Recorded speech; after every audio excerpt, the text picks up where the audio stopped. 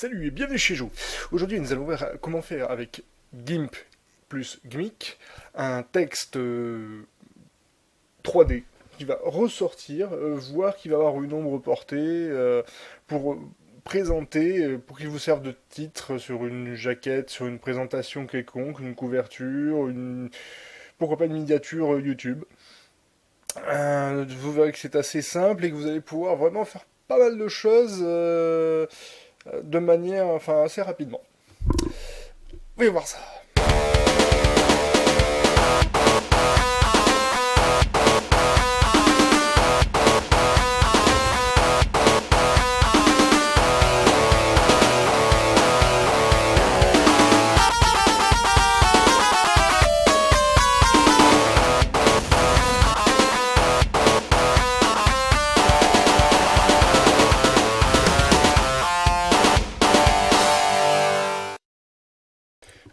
Alors, pour les Ubuntusiens, n'oubliez pas, vous avez GIMP dans la Logitech. Donc, vous cherchez simplement GIMP. Ensuite, pensez à rajouter GIMP plugin for Greg's Magic pour pouvoir utiliser donc les GMIC. Et vous ajoutez également les dépôts des extensions pour avoir tous les filtres supplémentaires. Voilà, enfin, vous pouvez rajouter ce que vous voulez là-dedans, dans tous les cas, pensez à ces deux-là, vous allez en avoir besoin. Et pour les autres, de toute façon, vous pouvez avoir tout ça sur le site. Donc faites juste attention à bien regarder où vous allez devoir placer ça. Alors sous Windows, vous avez un install qui est fourni pour ne pas avoir de surprise maintenant, donc normalement ça peut être un problème. Ce qui est Mac, oui, vous avez aussi, et puis de toute manière, c'est juste dans les dossiers de paramètres. Voilà. Dans les Unix, de toute manière, c'est dans le Home, vous voyez, et dans GIMP, voilà. Toujours c'est expliqué ici. Vous avez pour ce qui est de GIMP, bon, pour les dons non Ubuntu, vous avez évidemment le site officiel. Dans tous les cas, tous les liens seront fournis dans la description de la vidéo, ne vous en faites pas. Nous voici donc dans GIMP, où je viens donc d'écrire ce texte. Alors, évidemment, bon, je vais choisir une police plus sympa. Alors, pour ce qui est des polices d'ailleurs, j'ai un petit conseil à vous donner. Alors, surtout pour les utilisateurs Ubuntu, vous avez dans la Logitech un logiciel qui s'appelle Typecatcher. Il vous permet de récupérer directement les open fonts. Vous choisissez celle qui vous plaît et vous cliquez simplement sur Download. Voilà, tout simplement. Pour les autres, il vous faudra aller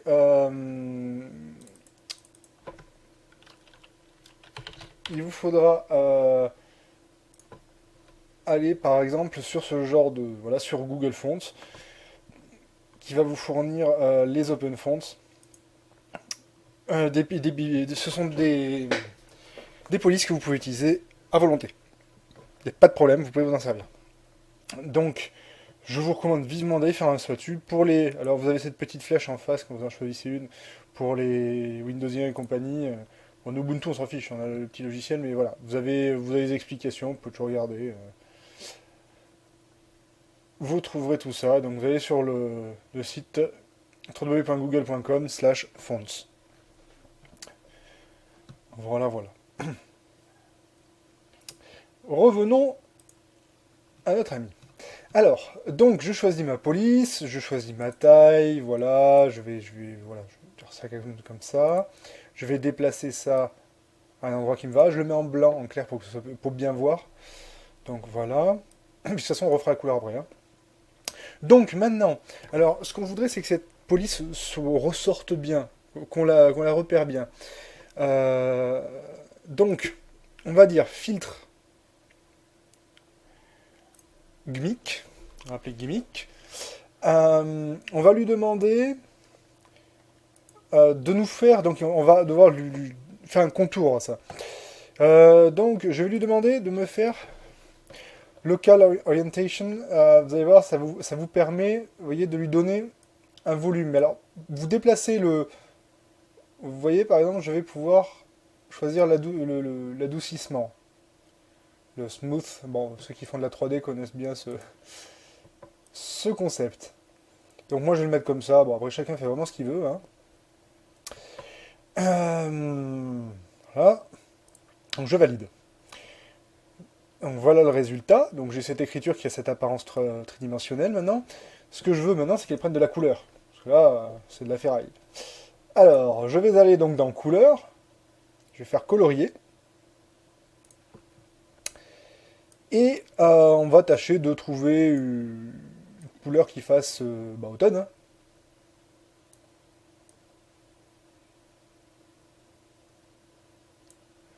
Hein. Faut que je roussisse un tout petit peu. Peut-être. Bon, on va dire ça. De toute façon, on s'en fiche. C'est juste une démonstration. Alors, ensuite, comme vous le voyez, ça se détache pas très bien du décor. Ça va pas se voir énormément. Donc là, il va falloir employer une vieille astuce. Alors, nous allons aller dans les filtres de nouveau et dans Gimmick.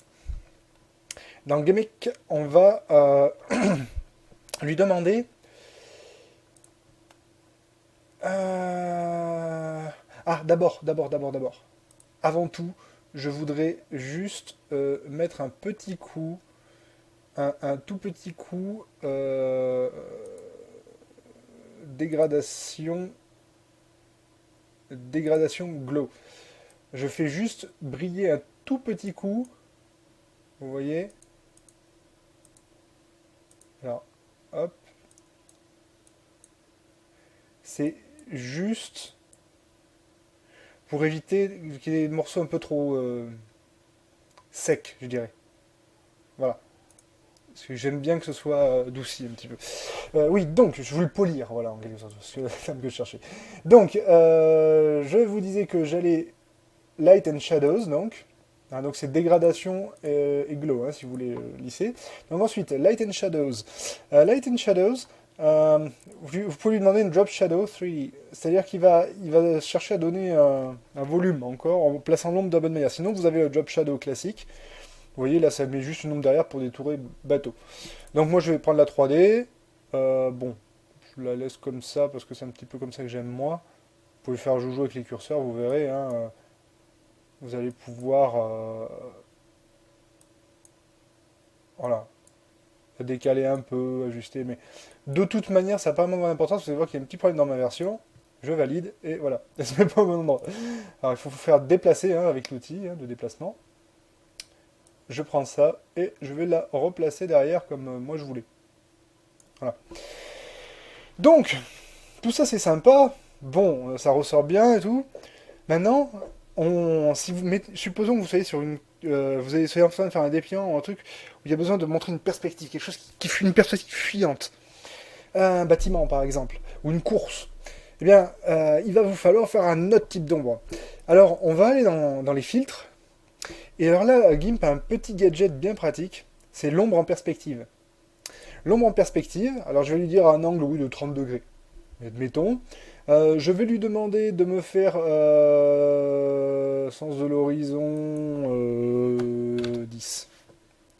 Je valide. Et là, vous voyez, il m'a créé des ombres derrière. Alors, je pourrais également...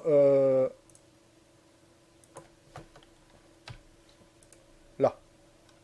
Clac. Adapter un petit peu comme je veux. Hein. Je peux... Je suis pas convaincu. Ah, mais attendez. Petite erreur, faites attention. Cliquez bien sur le texte en lui-même. Là, c'était l'ombre qui était supprimée, donc il me faisait nombre d'ombres. Je me disais bien que c'était très faible. Donc, je vais retourner donc, dans les ombres lumière. Je vais demander une ombre en perspective. Je vais lui demander... non, en fait, j'aimerais bien que ce soit grand.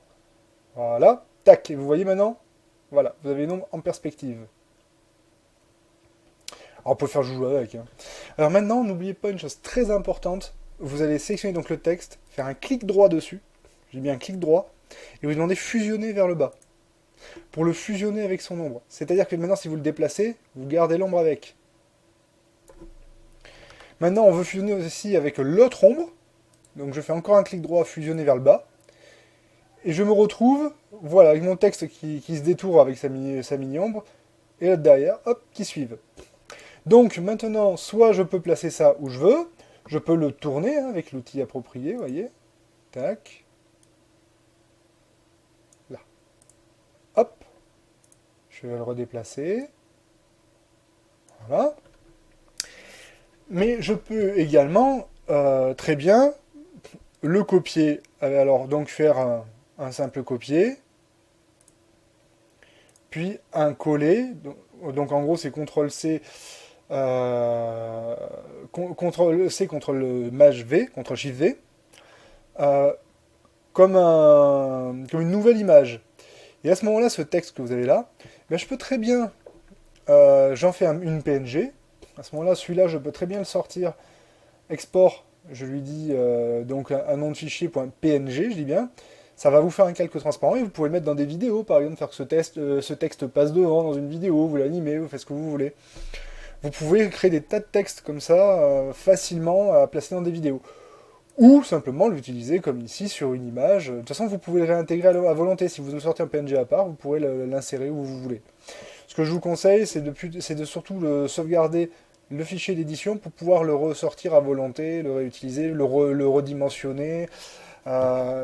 Sachant que, effectivement, si vous, plus vous l'aurez fait grand d'origine là-dedans, plus vous pouvez le réduire, parce que c'est une image après à ce moment-là. Donc si vous l'étirez, ça devient moche. Donc faites-le le plus grand possible. Si c'est pour pouvoir après intégrer dans d'autres documents, vous le faites le plus grand mouse costaud. Et vous sortez une immense PNG, c'est pas grave, vous la réduirez dans le fichier d'arrivée et ça pèsera pas plus lourd. Mais au moins, vous n'aurez pas de déperdition de qualité. Voilà, mais j'espère vous avoir été utile. Et puis, à bientôt chez Joe et encore bonne année à ceux qui l'auraient pas dit. Ciao!